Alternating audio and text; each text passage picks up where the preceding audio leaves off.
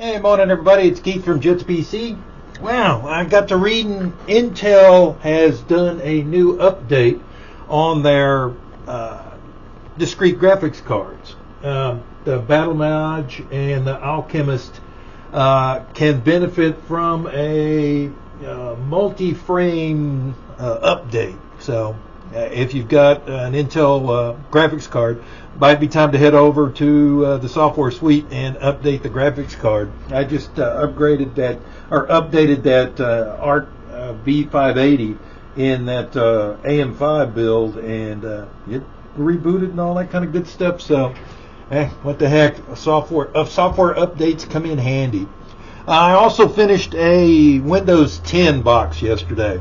I put one out. It sold pretty quick, so I went ahead and switched one. I switched that Acer gaming desktop, that little 4th gen i7 4770 quad core. It's now imaged to Windows 10 Home Premium, and I made sure to enable extended support, so it'll get updates till next year. It's priced at $175, so if you just don't like Windows 11 and you need a Windows 10 box, come on by and see us.